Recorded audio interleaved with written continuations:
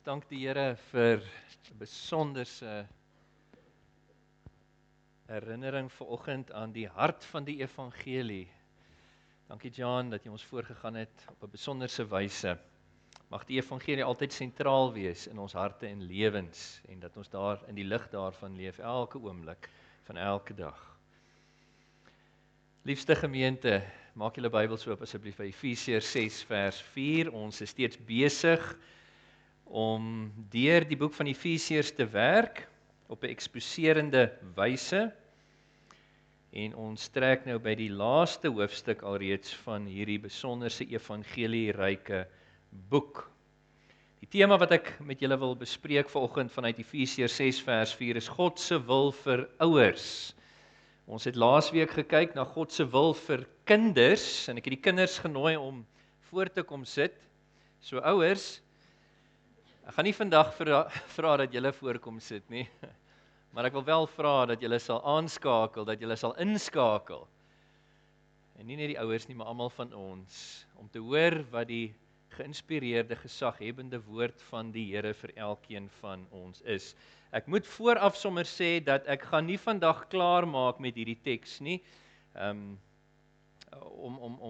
Dit is onmoontlik om ouerskap in een boodskap te hanteer, maar ek gaan wel vandag begin, ons gaan die negatiewe aspek van dit wat Paulus sê hier in vers 4 hanteer, en dan sal daar 'n vervolg wees, en as die Here wil en vertoef om te kom, sal ons volgende kyk na die positiewe aspek vir God, rakende God se wil vir ouers. Efesiërs 6 vers 4, gemeente in die eerste helfte van hierdie besonderse, kosbare, evangelieryke brief, Efesiërs hoofstukke 1 tot 4, waarin Paulus die soewereine en die verlossende genade van God bespreek, dan verwys hy na wat teoloë noem die leerstelling van aanneming. In hoofstuk 1 vers 5, as jy daarna wil kyk, hy het gesê, so het God ons voor die grondlegging van die wêreld in Christus uitgekies, vers 5, nadat hy ons voorbestem het om ons deur Jesus Christus as sy kinders aan te neem. Kosbaar. Hierdie leerstelling van aanneming maak deel uit van wat ons noem die verlossingsleer. Op grond waarvan Paulus dan benadruk dat God is ons Vader. Slaan ag op die gewigtigheid hiervan. Dat hy wat 3 maal heilig is, homself die Vader maak van helverdiende sondaars. Kyk na Efesiërs 1 vers 2, hoe Paulus na God verwys. Genade vir julle en vrede van God ons Vader. En hy is dit, want soos Paulus later sê in die brief in Efesiërs 2 vers 19, ons is nie meer vreemdelinge en bywoners nie. Deur God se genade, deur die kruis van Jesus, is ons nou medeburgers van die heiliges, lede van die huisgesin van God, mede-erfgename met Jesus Christus, onder God se vaderskap. Ons voorgangers het geglo omtrent hierdie kosbare leerstelling, volgens die Baptiste belydenis van 1689, hoofstuk 12, ek lees vir julle. God het vergun dat elkeen wie geregverdig is, dit wil sê elkeen wie God regverdig verklaar op grond van geloof in Jesus, dat hulle in en ter wille van sy enigste seun Jesus Christus deelname verkry in die genade van aanneming, waarby hulle dan deel word van die getal en die vryhede en voorregte geniet van die kinders van God. Sy naam word op hulle geplaas. Hulle ontvang die Gees tot kindskap. Hulle het met vrymoedigheid toegang tot die troon van genade. Hulle word in staat gestel om Abba, Vader te roep, deur die Gees wat hulle inwoon. Hulle word met medelee deur hulle Vader in die hemele beheen. Hulle word deur hom beskerm. Hulle word van die nodige voorsien. Hulle word getug deur hom as 'n Vader, maar word nooit deur hom verwerp nie. Hulle word verseël tot die dag van verlossing en erf die beloftes vanaf die Vader as erfgename van ewige verlossing. Is dit nie kosbaar nie? Hierdie leerstelling is werklik kosbaar vir ons. Die bekwame, behoudende baptiste teoloog Brian Russell skryf oor die kosbaarheid van hierdie leerstelling van aanneming die volgende: Van al die glorieryke aspekte van die mens se verlossing van sonde deur die vrye en soewereine genade van God is niks meer kosbaar en tog minder waardeer as sy aanneming van helverdiende sondaars as kinders nie. Want as die gawe van regverdigmaking aan sondaars aanvaarding by God as regter van die aarde verleen, dan verleen aanneming die status van kindskap by God as hulle Vader in die hemel, wat sekerlik 'n veel hoër voorreg is, nie waar nie?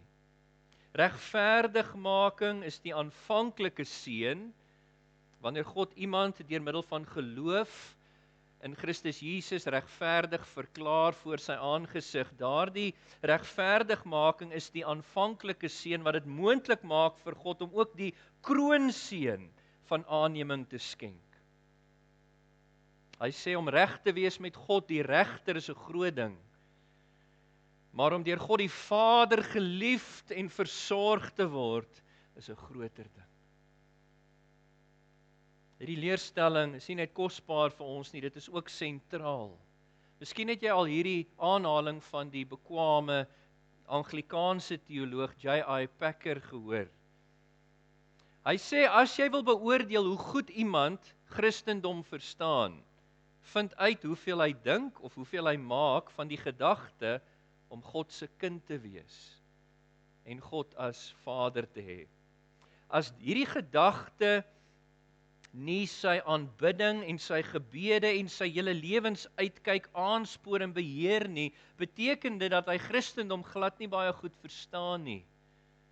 Want alles wat Christus geleer het, alles wat die Nuwe Testament nuut en beter as die Ou Testament maak, alles wat kenmerkend Christelik is, word opgesom in die kennis van die vaderskap van God. Vader is die Christelike naam vir God. My geliefdes, as Vader is die Here ons God vol van liefde. Ek meen, dit kan nie anders nie. 1 Johannes 4 vers 8 sê vir ons dat God is liefde en daai liefde vertoon in sy vaderskap oor elkeen wie hy aanneem in Christus as sy kinders. As Vader is God vol van blydskap. Ons lees in die Ou Testament dat hy homself verheug met blydskap oor diegene wat gelowig en getrou is aan hom in Christus. Sefanja 3 vers 17. As 'n Vader is God ook vol van vrede. 1 Tessalonisense 5 vers 23 sê hy is die God van vrede. As 'n Vader is God geduldig met sy kinders. Hierdie einste psalm wat ons nou voorgelees het vanoggend of saam opgesê het, Psalm 103 in vers 8 sê dit vir ons dat God is die Here, Here, hy is groot in barmhartigheid en genade, geduldig is hy en groot in troue liefde. Ons God is ook goed en getrou as 'n Vader. In Psalm 100 vers 5 so 'n kosbare teks. Dit sê vir ons, want die Here is goed, vir ewig duur sy troue liefde, van geslag tot geslag sy trou. Dit is hy as 'n Vader vir sy kinders. Hy is sagmoedig as 'n Vader, soos hy homself in Jesus geopenbaar het, nederig en sagmoedig van aard, Matteus 11, 28 tot 30. En hy is as Vader self beheerst, selfs wanneer hy ons ter wille van sy eer en ons bes wil dissiplineer, om die vrug van heiligheid en geregtigheid in ons te kweek, doen hy dit nie uit frustrasie nie, hy doen dit nie uit irritasie nie, hy doen dit uit liefde, soos Hebreërs 12 vers 5 tot 11 vir ons sê. Die kinders, die seuns en dogters wat hy liefhet, die tugtig hy.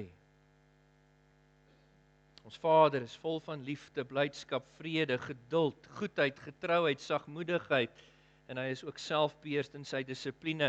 Ons Vader in die hemele is nie een wat onrealistiese verwagtinge op sy kinders plaas nie. Hy het nie dubbele standaarde nie.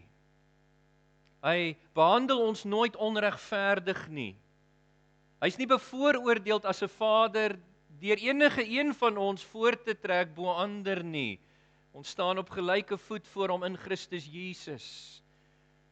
Hy is nie oordrewe streng met ons nie. Hy is ook nie onvoldoende streng met ons nie, né? En hy is nooit inkonsekwent nie. Hy is werklik betroubaar as 'n Vader. In Jesus Christus het ons vrye toegang en is hy ontvanklik teenoor ons. By jou hemelse Vader, geliefde, is daar altyd vertroosting te vind in tye van hartseer. By hom is daar altyd bemoediging wanneer jy dit nodig het. By hom is daar altyd wyse raad te vind wanneer jy onseker is. By hom is daar altyd hulp te vind in jou krisisse, in jou uitdagings, in jou beproewings. By hom is daar volmaakte dissipline. En jy en ek weet goed, ons het dit so nodig vir daardie vrug van goddelike heiligheid en geregtigheid om in ons gekweek te word. Vaderlike dissipline, en by hom is daar ook altyd in staatstelling vir elke verantwoordelikheid wat hy aan jou gee om te doen in hierdie wêreld, in hierdie lewe. In staatstelling. Hy begelei elkeen van sy kinders sagkens en sorgsaam tot volwassenheid, op 'n proaktiewe, op 'n konstante wyse. As Vader is God werklik onvergelykbaar.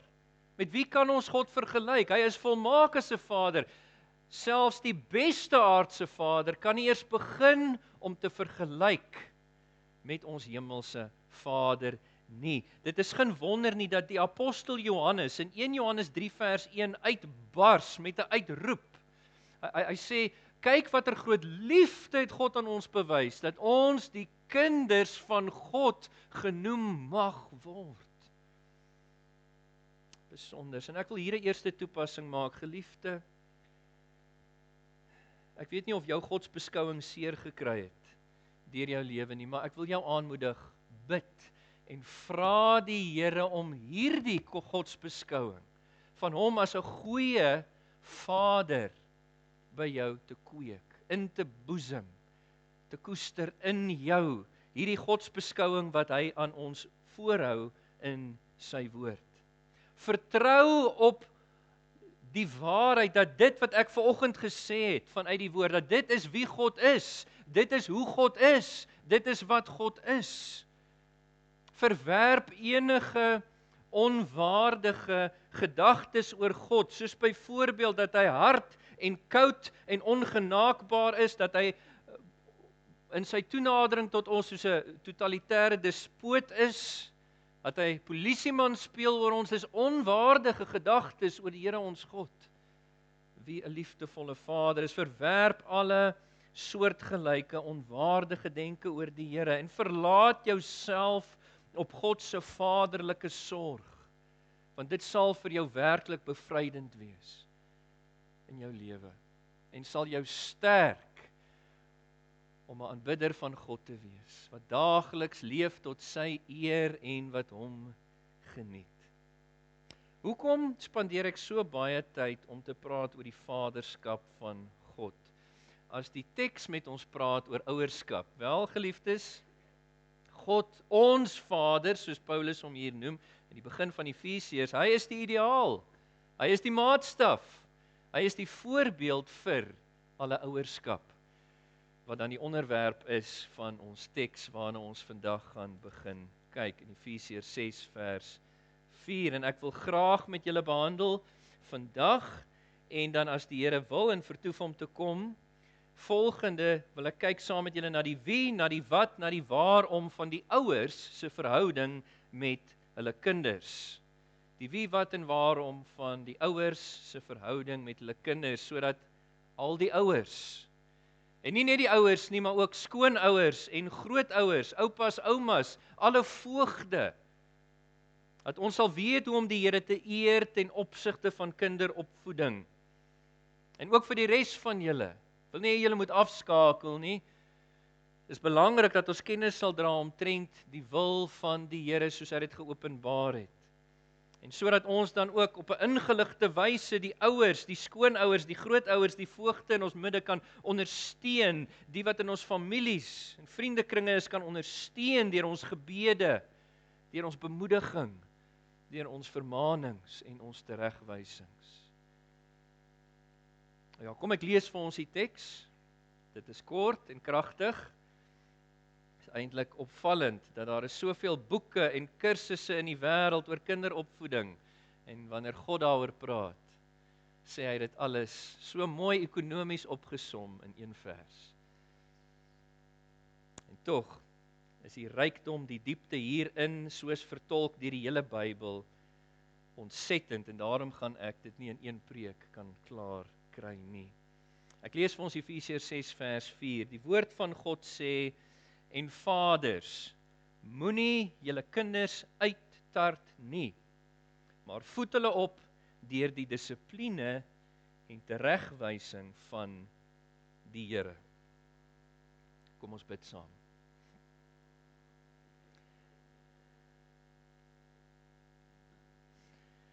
Hemelse Vader, ere aan U in die hoogste hemele. Ons loof en prys U wat bemoeienis maak met ons. Dat U neerbuk na ons toe, dat U woord aan ons gegee het, geïnspireer deur die Heilige Gees, wat ons vanoggend weer saam as U bruid, U gemeente kan bestudeer, om te weet wat U wil vir ons lewens is, en dat ons dit uit dankbaarheid vir U reddende genade, wat ons gevier het vanoggend in die nagmaal ook, dat ons uit dankbaarheid daarvoor, Here, dit kan nastreef, nie in eie krag nie, maar met die instaatstelling van die Heilige Gees. Here, gee vir ons begrip, gee vir ons wysheid en insig, soos ons na hierdie teks kyk, en help ons om te weet hoe dit van toepassing is op ons lewens. In Jesus naam, amen. Goed, kom ons vra eers die wie vraag. Wie word aangespreek in die teks? Baie duidelik. Die vers begin en vaders, en ek kan julle aanmoedig, hou julle Bybels oop en julle vinger in die teks, dat julle saam met my volg. En vaders, pater in die Grieks, wat verwys na 'n biologiese pa, maar soos ek laasweek vir julle gesê het, die woord wat vir ouers gebruik word in vers 1 tot 3, dieselfde is die geval hierso, dit kan verwys na 'n wetlike voog. Met ander woorde, dit kan beteken 'n peetpa of peetouer, 'n aanneempa of aanneemouer. Die vaders word aangespreek hierso as gevolg van God se skepingsorde, wat hy daar gestel het, en sy begeerte dat manlike hoofskap moet realiseer, veral in die gesin. Die man dra as hoof van sy huis verantwoordelikheid vir alle aspekte van die huishouding, ook wanneer dit kom by kinderopvoeding. Ek het so 'n paar weke terug toe ons uit Efesiërs 5 vers 22 tot 33 gewerk het deur die huweliksverhouding, 1 Korintiërs 11 vers 3 gekwoteer. Ek kwoteer dit weer, of ek haal dit weer aan vir julle. God die Vader is die hoof van Christus Jesus die Seun. Christus is die hoof van die man is die hoof oor die vrou. Ons sien hier die begeerte van God dat manlike hoofskap moet realiseer, ook in die Bybel, byvoorbeeld in die geval van Adam en Eva.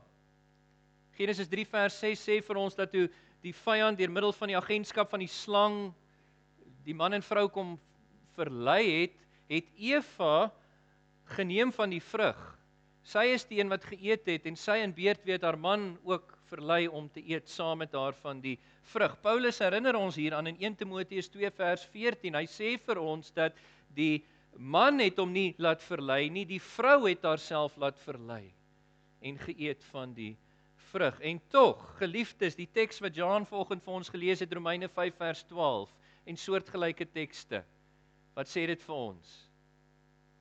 Nie deur die vrou het die sonde in die wêreld ingekom nie, maar deur een man, Adam, het die sonde in die wêreld ingekom en deur die sonde die dood. Hoekom? Weens die Here se wil vir manlike hoofskap. Alhoewel Eva die vrug geneem en geëet het, het Adam by haar gestaan, soos Genesis 3 vir ons aandui. Hy was aangestel as hoof oor haar, hy moes gekeer het. Hy het nie, hy het saam met haar geval en so lees ons dan dat sonde deur die een mens Adam in hierdie wêreld ingekom het. En dit is vir hierdie rede ook dat die vaders aangespreek word, want hulle moet toesien dat die ouerlike mandaat wat gegee word in die Bybel uitgevoer word in die huishouding. Maar dit beteken nie dat mamas uitgesluit word nie, hoegenaamd nie. Mamma is gegee deur God aan die man as 'n komplementerende hulp wat hom bystaan as sy gelyke, 'n spanmaat, wat wanneer dit kom by kinderopvoeding ook. En sy hanteer as dit ware meer van die ouerskaptaak in die huis. So ons kan verstaan hier dat Paulus eintlik die ouers aanspreek hierso. En ouers, dis tog ook in lyn met die konteks. As jy kyk na verse 1 tot 3, daar het Paulus konstant en konsekwent die ouers aangespreek. Kinders, wees in die Here aan julle ouers gehoorsaam. Dis hoe dit hoort. Eer jou vader en jou moeder. Dis die eerste gebod met 'n belofte. En so aan. En dan hier spreek hy dan nou ook die ouers aan onder die hoofskap en verantwoordelikheid van die vader. Duidelik. Nou kom ons by die belangriker vraag, die wat. Wat is dit wat God gesaghebend sê vir die ouers? As 'n negatiewe en 'n positiewe aspek aan dit wat die Here hier sê. Ons gaan vanoggend stil staan spesifiek by die negatiewe. Hy sê ouers of vaders moenie julle kinders uittart nie. Parorgizo in die Grieks wat beteken om uit te lok tot woede. Hierdie is eintlik 'n baie intensiewe vorm van kwaad maak. Dis wat die woord beteken, uittart. Dis wat die Here ook sê in Romeine 10 vers 19 waar hierdie einste woord gebruik word waar God vir sy volk wat hom verag het en hom verwerp het, wat nie getrou was aan hom nie, dat hy vir hulle gesê het, ek gaan julle uitlok tot woede deur my genade te gee aan 'n volk of volke wat nie daarvoor gesoek het nie daarna gevra het nie. En deur daai woede jou kind kwaad maak, deur die wyse waarop jy hom groot maak of met hom interaksie het, dit oorweldig daai kind en lei dan uiteindelik tot mismoedigheid en moedeloosheid en dit wil jy nie hê nie, liewe ouer. Kyk gou na Kolossense 3 vers 21, blaai soontoe asseblief. Dit is die parallelle teks tot ons teks, wat ook help om so 'n bietjie vleis aan die bene te sit en vir ons 'n groter begrip te gee van wat die Here vir ons sê in Efesiërs 6 vers 4.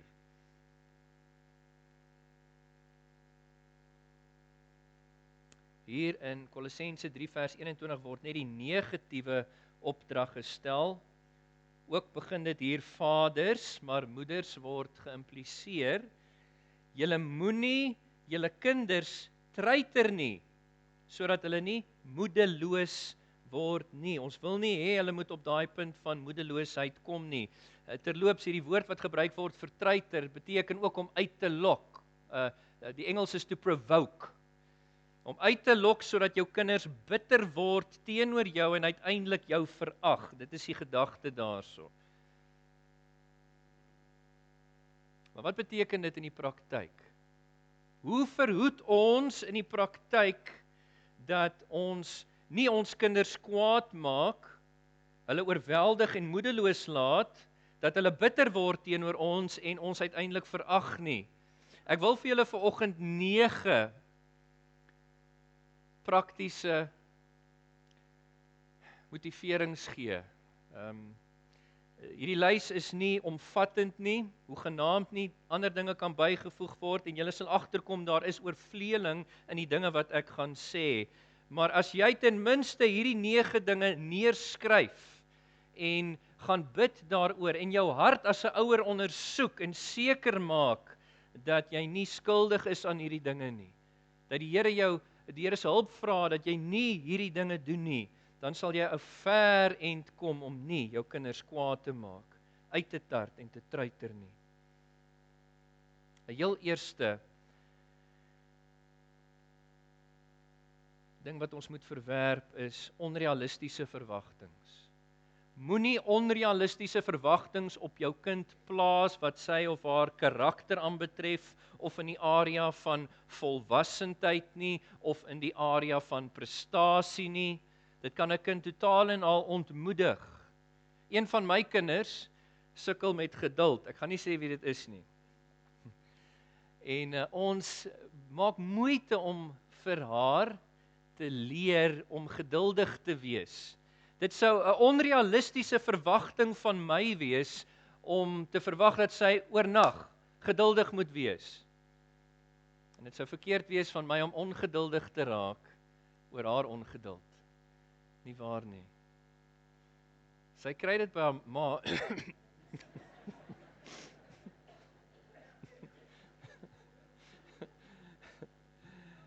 Ek sê dit tong in die kies want ek het nog al my eie ongeduld waarmee ek worstel van dag tot dag. Ja. Om nie onrealistiese verwagtinge daar te stel wanneer dit kom by jou kind se karakter byvoorbeeld nie. Ek het gebreke in my karakter wat God geduldig aan werk op die pad van heiligmaking oor jare al en ek sukkel nog steeds met baie van daardie dinge. Ons moet realisties wees en moet ook nie onrealistiese verwagtinge op jou kind plaas wat volwassendheid aanbetref nie, van hulle verwag om te dink en te reageer en op te tree soos 'n groot mens as hulle nog kind is nie.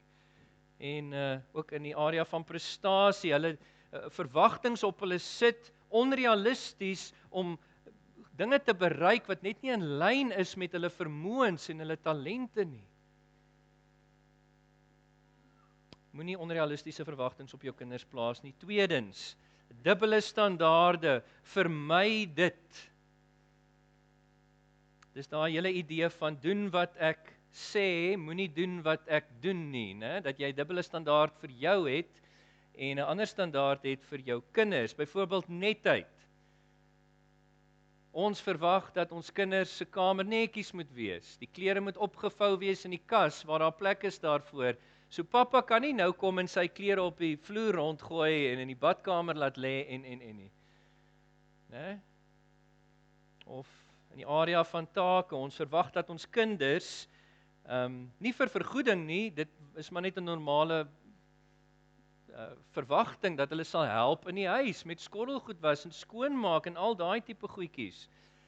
En ons kan nie verwag dat die kinders moet werk in die huis en pappa en mamma is nie bereid om dieselfde te doen nie, né? Ons moet dan die voorbeeld stel. Of om te verwag dat jou kinders mooi moet praat en ons huis probeer ons dogters grootmaak om goeie taal te gebruik, om toilethumor te vermy. En Esther moes my al so 1 of 2 keer oor die vingers stik oor my eie spraak. Dubbele standaarde of toewyding aan God. Ons kan nie verwag ons kinders moet grootgemaak word vir die Here, hulle moet toegewyd wees aan hom lief hê, hom dien, maar ons self is nie toegewyd nie. Ons self is nie gedissiplineerd wat ons stiltetye aanbetref nie. Ons self is laks met kerkbywoning en die gemeenskap van gelowiges en so voorts nie. Julle verstaan wat ek probeer kommunikeer hier. Dubbele standaarde sal jou kinders oorweldig, moedeloos laat en kwaad maak. Derdens, onregverdige behandeling. Onregverdige behandeling, soos om byvoorbeeld jou kind te straf sonder dat hy of sy skuldig is onregverdig. Daar's baie voorbeelde wat ek hier kan gebruik. Hierdie een is maar wat opgekom het in my gedagtes terwyl ek my voorbereiding gedoen het, het ek gedink aan toe ek 'n kind was. Dit vir my so 1 of 2 keer gevoel, as ek stout is, kry ek pak. As my jonger boetie stout is, kry ek en hy pak. Maar dit is seker maar net hoe ek dit onthou. Ek weet my ouers was regverdig in hoe hulle ons groot gemaak het. Ja, onregverdige behandeling. Vierdens, bevooroordeeldheid. Moenie jou kinders voortrek een bo die ander nie. Byvoorbeeld om die een die heeltyd te prys vir dit wat hulle goed doen en die ander ene die heeltyd te kritiseer vir wat hulle verkeerd doen. Die maklike take, die lekker take die heeltyd vir die een te gee en die moeilike, nie lekker take vir die ander een te gee nie. 'n Voorbeeld hiervan uit die Bybel is seker Josef, wie se pa hom liefgehad het, op 'n unieke manier vir hom 'n kleed gegee het van verskillende kleure, en julle weet hoe dit geëindig het. Dit het bygedra tot dit wat sy broers aan hom gedoen het, want hulle was jaloers gewees. Hulle wou hom onder andere ook daarvoor doodmaak, en deur die Here se beskikking is hy in 'n put gegooi en verkoop as 'n slaaf na Egipte toe. Moenie bevooroordeeld wees en jou een voortrek bo jou ander nie. Vyftens, moenie jou eie tekortkomings korrigeer in en deur jou kinders nie. Jy is byvoorbeeld nie 'n intellektuele mens gewees nie en nie goed gedoen op skool nie, so dis vir jou baie belangrik dat jou kinders baie goed doen akademies op skool en jy sit druk op hulle. Miskien het een van jou kinders of almal jou gene geërf. Miskien is hulle ook nie so intellektueel ingestel nie, maar hulle maak vooruitgang op ander vlakke, sosiaal dalk, of in sport, of wat ook al die geval mag wees. Moenie jou eie tekortkomings korrigeer deur hoe jou kinders groot maak en onnodige druk op hulle plaas nie, dit sal hulle frustreer, moedeloos laat. Hoe vorder ons sover? Sestens, moenie jou belangstellings afdwing op jou kinders nie. Hier in Pretoria het ek 'n unieke ding gesien wat ek nog nie iewers anders in die land gesien het nie, en ek was al op baie plekke in die land. In die sending het ons van dorp tot dorp gereis en die evangelie verkondig in kerke en skole en tronke en oral. En hier in Pretoria het ek dit kom sien dat die mense hier is ernstig oor hulle rugby. Hier is sommige mense wat hulle huise blou verf, hulle karre blou verf, vla van die blou bulle opsit op hulle mure. Sommige is ernstig hierso en jy kan maar net dink, die arme kinders wat in daai huise groot word. Hulle is nou maar blou bulle of hulle wil of nie. Hulle hou van rugby of hulle daarvan hou of nie. Mens moet versigtig wees om nie jou belangstellings af te dwing op jou kinders nie. My pa byvoorbeeld was mal oor visvang. Hy's 'n hengelaar, so gebore en gelaat staan. En toe ek groot geword het, was daar tye wat ek belang gestel het. En dan het my oupa en my pa my geleer en ek het al saam met hom gegaan en dit was vir hom lekker, maar hy het nooit van my verwag om 3 uur, 4 uur in die oggend op te staan sodat hy met die regte gety langs die viswaters kan wees. En dan staan hy daar aan een nie. Hy het nooit dit van my verwag nie. En my eie jongste dogter Inay, sy deel nie my belangstellings nie. Ek kweek my belangstellings by hulle vir lees. Ek is baie lief vir lees, so ek vat hulle van tyd tot tyd biblioteek toe om boekies uit te neem en dit is goed en reg en ek weet nie hoeveel boeke sy al deurgelees het nie. Maar sy het 'n belangstelling in insekte en voëls. En die beste ding wat ek kon doen is om haar belangstelling te identifiseer, te erken en te deel in haar belangstelling, nie myne op haar af te dwing nie. So ek het vir haar 'n boek gaan koop oor insekte, ek weet dis een van die min boeke wat sy heeltemal deurgelees het al, en oor voëls. Ons het vir haar 'n koketiel gaan koop en ek is nie regtig mal oor voëls nie, maar pappa het maar gesit langs die hok en gepraat met die voeltjie en gehelp om die voeltjie mak te maak. En sy het die res van die werk gedoen. Wonder bo wonder, in 'n kort tydjie 'n wille koketiel mak gemaak wat sy nou mee rondloop in die huis elke dag. Dis haar belangstelling. En alhoewel ek nie hou van die miskolletjies op die banke en so aan nie, ons dul dit. ter wille van haar belangstellings. Ons deel daarin, ons dwing nie ons in af nie, want dit sal verseker 'n kind frustreer, kwaad maak. Goed, nommer 7, moenie oordrewe streng wees met jou kinders nie, dit sal hulle ook kwaad maak en moedeloos laat. Kyk, kinderagtigheid is iets wat ons die kinders, soos wat hulle meer volwasse raak, wil ontmoedig. Maar kinderlikheid wil jy toelaat, né? Kinderagtigheid ontmoedig ons, maar kinderlikheid. Kyk, seentjies is seentjies, hulle gaan rof speel. Ek is nie 'n seentjie pa nie, maar die seentjie pa's hier onder ons sal vir jou sê. Seentjies speel rof, maak ruimte daarvoor, akkommodeer dit, dis wat seentjies doen. Ek kan vir julle meer vertel oor die dogtertjies, wat praat sonder ophou. Om ons etenstafel gaan dit net so. En pappa, ek dink my quota woorde is al af tot by 150 'n dag in my huis. Maar daarom is ek lief vir huisgodsdienst, want dan kan pappa praat en dan is hulle stil.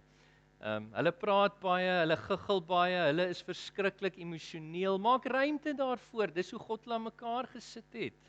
Moenie oordrewe streng wees en van hulle verwag om meer volwasse te wees as wat hulle is nie. Moenie oordrewe streng wees nie. Jou dissiplinering van jou kinders ook moet gepas wees. Dit moenie te veel wees nie, dit moet gematigd wees, gepas aan die oortreding, en jy mag nooit jou kinders mishandel nie. Dit gaan hulle verseker kwaad maak. Hulle oorweldig en mismoedig laat. Iemand het in die week vir my gesê van 'n persoon wat deur sy pa sommer met die vuiste geslaan is, en dan na die tyd, dan roep die pa die kind nader, kom sê jammer vir wat jy gedoen het, dan slat hy hom weer. Dis mishandeling, dis nie Bybelse tug nie. Dis ernstig, dis krimineel. Moenie oordrewe streng wees met jou kinders nie. Maar nommer 8, aan die ander kant, moet daar ook nie 'n onvoldoende strengheid wees, fermheid met jou kinders nie. Kinders het nodig dat pappa en mamma streng is, ferm is, maar met baie liefde. Hulle vind sekuriteit en stabiliteit in die perke wat jy daar stel vir hulle.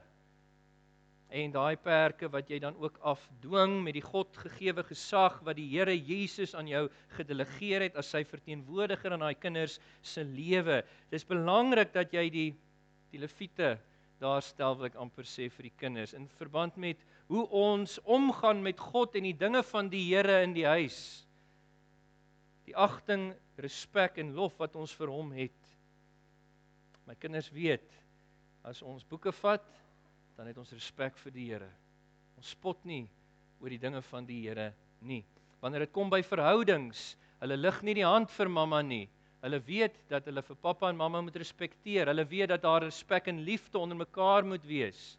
Dat ons nie by mekaar gryp en slaan en daardie tipe dinge nie. Ons stel die perke daar wat huistakies aanbetref. Hulle weet wat van hulle verwag word, wat hulle moet doen, en hulle leer so verantwoordelikheid in die huis. Wat hulle skoolwerk en hulle opvoeding aanbetref, ensovoorts, ensovoorts. Ek dink Eli is dalk 'n goeie Bybelse voorbeeld hier, want alhoewel hy sy kinders aangespreek het, het hy hulle nie behoorlik tereggewys, getuigtig vir hulle oortredings nie. Hierso, ek wil dit net vir julle voorlees hier in 1 Samuel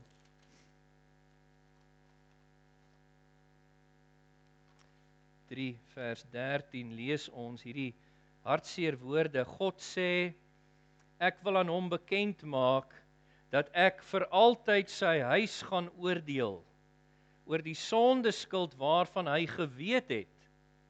Want terwyl sy seuns God gelaster het, het hy hulle nie tereggewys nie. Ons wil nie so hands-off, soos die Engelsman sê, wees, dat ons nie ons kinders dissiplineer op 'n gepaste wyse tot eer van die Here en vir hulle eie beswil nie. So, ons wil nie oordrewe streng wees nie, maar ons wil nie onvoldoende streng wees nie. En dan nommer 9, hierdie is laaste maar nie die minste nie. Ek dink dit vat baie van die vorige saam. Hierdie is 'n baie belangrike punt, dis hoekom ek dit laaste gesit het, en dit is konsekwentheid. Moenie inkonsekwent wees in hoe jy jou kinders grootmaak nie. Jesus het in sy bergpredikasie gesê, Jakobus sê in sy kort briefie, ek dink is in Jakobus 5 vers 12, laat jou ja, ja wees, en jou nee, nee. Enigiets wat meer as dit is uit die bose. Moenie eendag so sê, so verwag, en môre anders sê, en anders verwag nie. Hou jou woord gestand aan jou kinders. As jy 'n belofte gemaak het, hou jou belofte. Hou jou reëls gestand. Voer dit konsekwent uit. Ek het nou die dag vir een van my kinders wat stout was gesê, as ons by die huis kom, dan gaan jy vir pappa kamer toe of badkamer toe. Dan pappa gaan jy nou pizza vir wat jy gesê of gedoen het en ons was toe weg na die geleentheid toe en ag my hart is sag teenoor die kind. En toe ons by die huis kom, dink julle ek was lus vir dit. Nee, maar ek moes konsekwent wees en ek het mooi gaan sit, mooi verduidelik waarom dit verkeerd was in die oë van die Here. As die Here wil, volgende keer sal ons kyk na die stelling hier in vers 4 deur die dissipline, die korrigerende aspek. Ons sal kyk na pak slaan so aan volgende keer. Maar moes ek dit doen? Ons moet konsekwent wees, want as jy nie konsekwent gaan wees nie, gaan jy jou kind verwar. Hulle gaan nooit weet waar hulle met jou staan nie, want die een oomblik sê jy so, die volgende oomblik sê jy anders.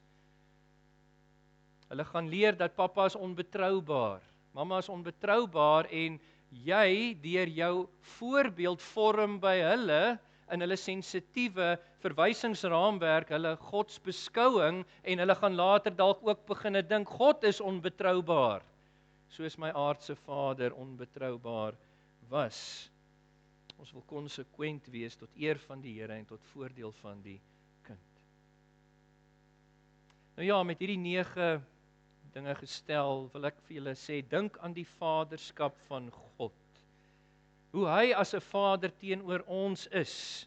Boots hom na, dis tog wat hoofstuk 5 vers 1 ook vir ons gesê het in Efesiërs, volg die voorbeeld van God as geliefde kinders, ook wanneer dit kom by ouerskap. Aanvaar dat jy 'n agent van God, 'n verteenwoordiger van die Here in jou kind se lewe, jou kinders se lewens is.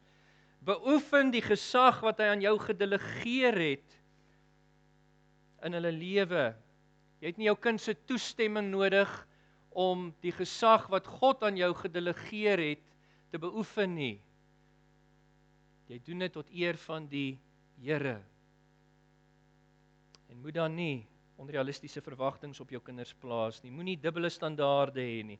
Moenie onregverdig behandel nie. Moenie bevooroordeeld wees en sommige van hulle voortrek bo ander nie. Moenie jou eie tekortkomings korrigeer in jou kinders nie. Moenie jou belangstellings op hulle afdwing nie. Moenie oordrewe streng wees met hulle nie. Moenie onvoldoende streng wees nie en wees altyd konsekwent. Moenie inkonsekwent en onbetroubaar wees nie.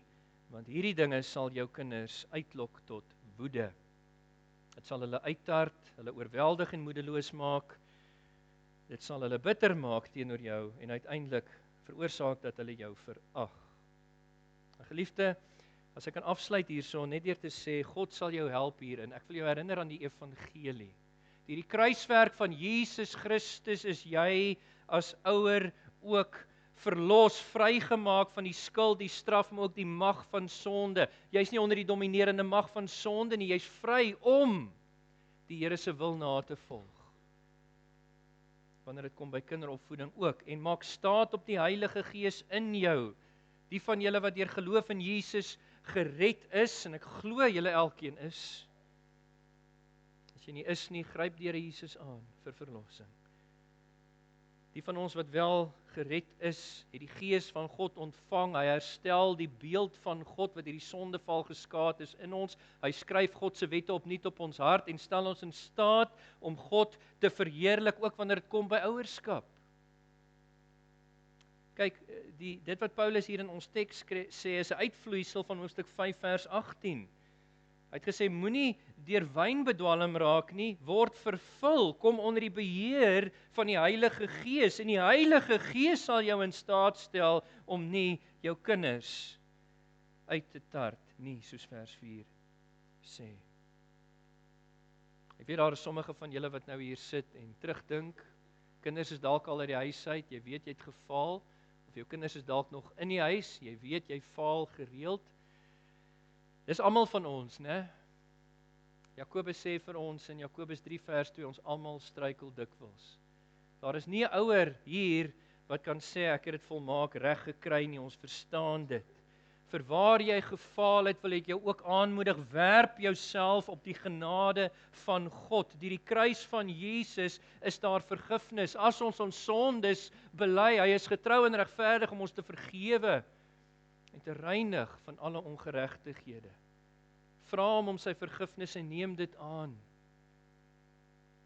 Hy skenk dit graag in Christus Jesus. En werp jouself ook op die Heilige Gees, om restituisie te doen as dit nodig is. Vir jou kinders jammer te sê, waar jy as 'n ouer gefaal het. My eie ouers het dit vir my gedoen. Ons doen dit gereeld vir ons eie kinders. Ons sê jammer, want dit is ook vir hulle getuienis. Sê jammer. En indien die kinders nog in die huis is, kom tot bekering. Verander. Lê af hierdie dinge wat ons vanoggend aangeraak het. En neem op dit wat die Here van ons verwag en wat ons volgende keer na gaan kyk in meer diepte. Die opvoeding van ons kinders deur die dissipline en die teregwysing van die Here. En gemeente, julle weet nou beter hoe om ingelig ondersteuning te bied aan die ouers, die grootouers, die skoonouers, die voogte in ons midde en daar buite. Om ingelig te bid, te bemoedig, te vermaan, te reg te wys en dit tot eer van die Here. Kom ons sluit ons oë. Hemelse Vader, ons eer U vir U woord vanoggend. So ryk. Ons het 'n kort frase, een sinnetjie of 'n halwe sinnetjie hanteer met soveel diepte. En ek wil bid dat U vir ons sal help om nou te gaan en verder te gaan dink oor dit wat U vir ons sê vandag. Veral die ouers, dat U die naprediker van die woord sal wees en dat U ons in die lig van Jesus se kruiswerk wat ons vanoggend herdenk het deur die nagmaal en met die instaatstelling van die Gees wat U gegee het om ons permanente inwoon, Here, dat ons ouerskap mandaat ernstig sal opneem tot U eer en U verheerlik daarin. Dit bid ons in Jesus naam. Seën ons ook nou soos wat ons hierdie erediens afsluit met die slotlied, die seënbede en die samesyn na die tyd.